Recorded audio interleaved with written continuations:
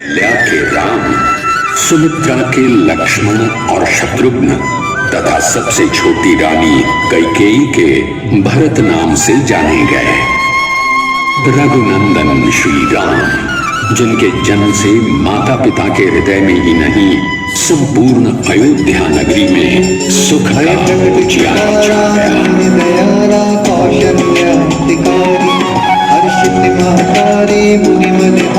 अद्भुत रूप विचारी, लोचन अभिराम तनु घनश्याम वयुध भुजधारी, भूषण वनमाला नयन विचारा शोभा करारी।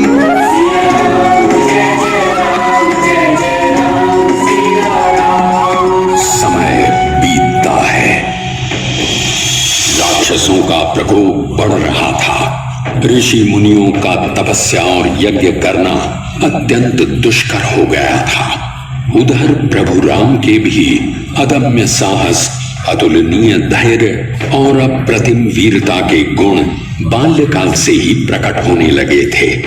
यही तो कारण था कि महर्षि विश्वामित्र जैसे ऋषि ने भी तरुण उम्र के श्री राम को भयंकर राक्षसों का संहार करने के लिए श्री राम को ही चुना। शौर्यशाली राम ने एक एक करके सारे उत्पाती राक्षसों का अंत कर दिया।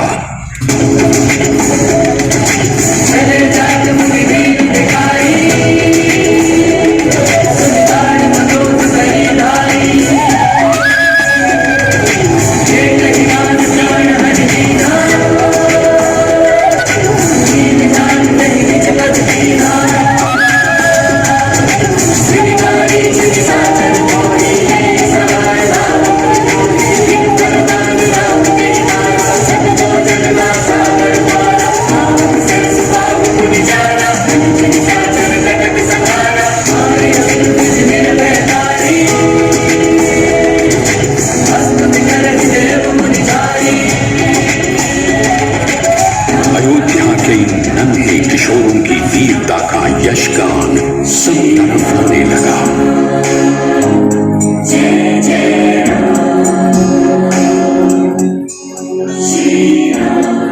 श्री राम, करुणा के सागर श्री राम, जिनके पावन चरण स्पर्श से देवी अहिल्या शाप मुक्त हुई और उन्हें फिर से जीवन दान मिला।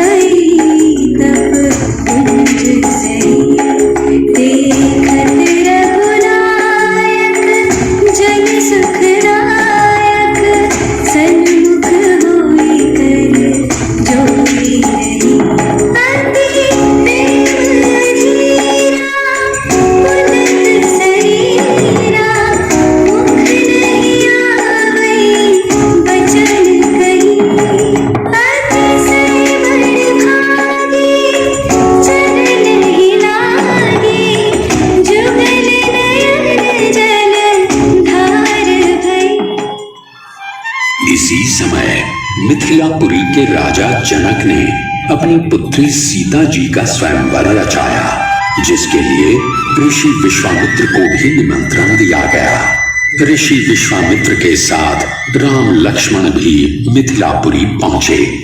शक्ति परीक्षण में जब सभी राजकुमार धनुष पर प्रत्यंचा नहीं लगा सके, तब विश्वामित्र के आदेश पर राम ने भगवान शिव के महान पिनाक धनुष पर जैसे ही प्रत्यंचा चढ़ाई, धनुष दो खंडों में विभक्त हो गया। शिव भक्त भगवान परशुराम के प्रचंड क्रोध को भी अपने दिव्य रूप और मधुर शब्दों से शांत कर दिया। जनक नंदिनी प्रकृति सदृशा लक्ष्मी रूपा सीता के साथ विवाह कर मनुष्य रूप में पूर्ण हुए। सुंदरता बरनी न जाए, लघुमति बहुत मनोहरता। आवत देखी बरातिन सीता, स्वामी पुनीता, सब ही मन किए प्रणामा, देख राम भय पूरन कामा। हर से दशरथ सुतन समेता, कहीं न जाई और आनंद जेता।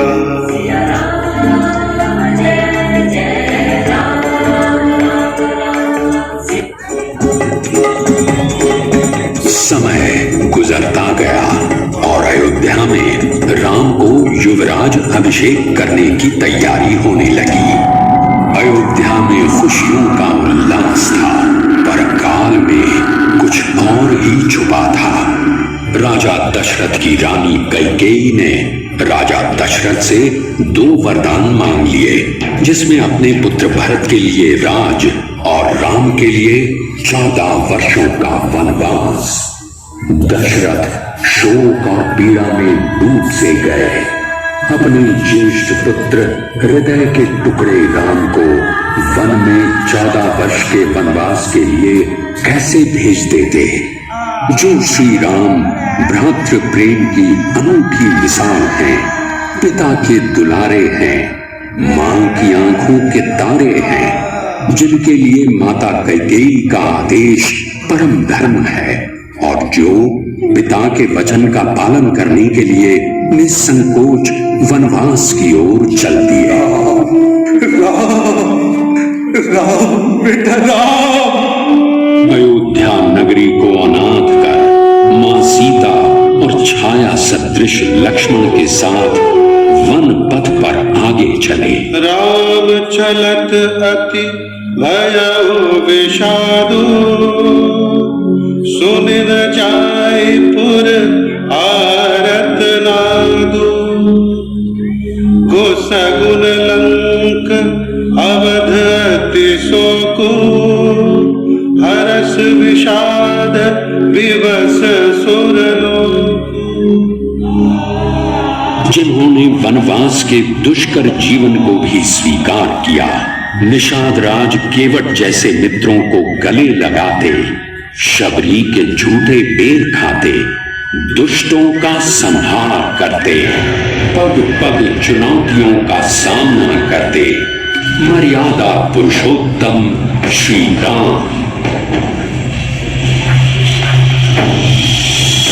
तभी एक दिन रावण की बहन शूर्पणखा वहां आई और राम या लक्ष्मण से विवाह का प्रस्ताव रखा, जिसे दोनों ने ही अस्वीकार कर दिया, जिसका बदला लेने के लिए वो सीता को मारने दौड़ी। तभी लक्ष्मण ने उसकी नाक काट डाली। तब वो लहूलुहान होकर अपने भाई रावण के पास गई और सारा वृत्तांत बताया। फिर तो रावण सीधा अपने मामा मारीच के पास पहुंचा और कहने लगा, तुम कंचन मृग बन जाना और मैं साधु बन जाऊंगा।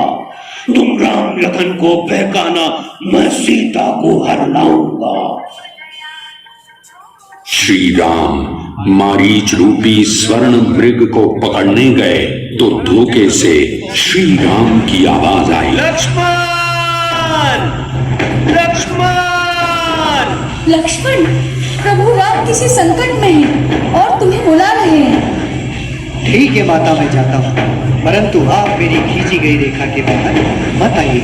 इधर रावण साधु का वेश बनाकर सीता का हरण कर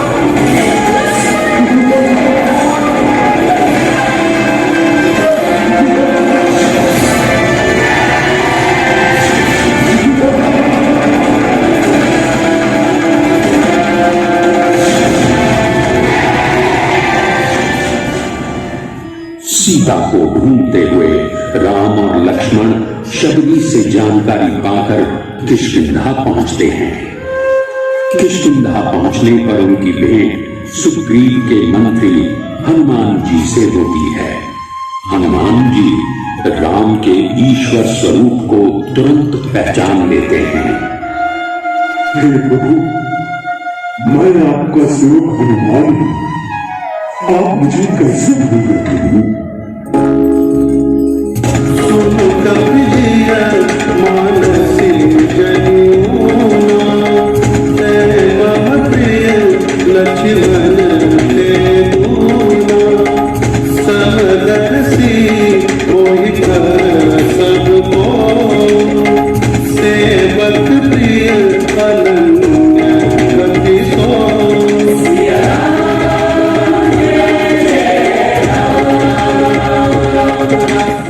ये कहते हुए प्रभु श्री राम ने हनुमान जी को अपने गले लगा लिया। हनुमान जी ने श्री राम को अपने वानर राजा सुग्रीव से मिलवाया।